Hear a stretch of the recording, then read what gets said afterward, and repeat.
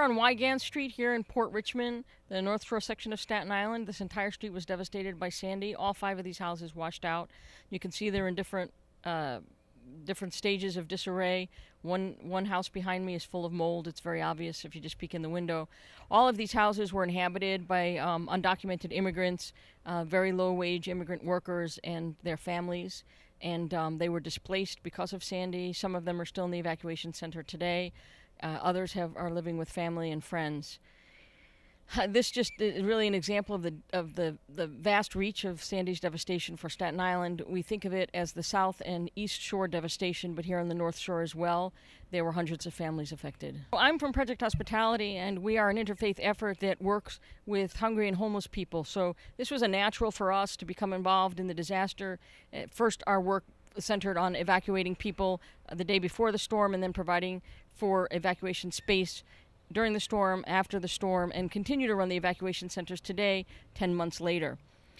In the weeks after the storm, we gathered clergy from an array of different denominations and affiliations, Jewish clergy and Muslim, and Hindu and Christian, Catholic, to ask ourselves the question of where we could be of most help, how the churches and how the houses of worship could continue to provide support in the disaster areas, and how we were going to organize that support to people on the ground, the different hubs and points of distribution.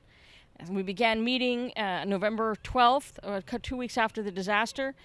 By December 27th, we had pretty much formed ourselves into a coalition, and in January, visited by FEMA to hear from them that we were actually at the seed planting of the Long-Term Recovery Organization for Staten Island, which is what we've become. We're now an 85-member coalition. We span additional coalitions that have joined on to us, including Connect to Recovery, which is a Jewish coalition, and all of us together are working voluntarily on the rebuild effort. We host volunteers from across the United States. We have skilled laborers here from the Mennonites, from the Southern Baptists, from the Christian Reformed Church, Habitat for Humanity. We have church volunteers and different faith in school and community volunteers that have been coming in from California through Canada and beyond to help us out. And these groups, if they're unskilled laborers, there's plenty to be done in terms of providing food to the disaster area, doing housing needs and assessment surveys, and going door to door to find out what people's needs are, hosting help fairs for the different Sandy families. And for the skilled laborers, there's houses to rebuild, one house at a time.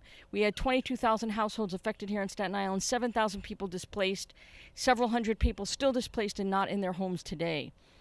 One of the great coordinating features of this coalition, of this long-term recovery organization, is our ability to garner the help of our houses of worship to host groups that are coming in to do the recovery work.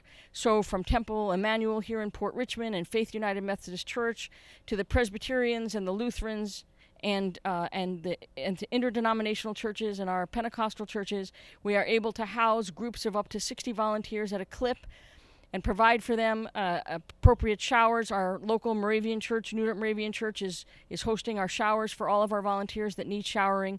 We're able to get the word out to folks that we're available. There's some cost incurred to help the churches where it's needed, and where it's not needed, we're able to do this for free.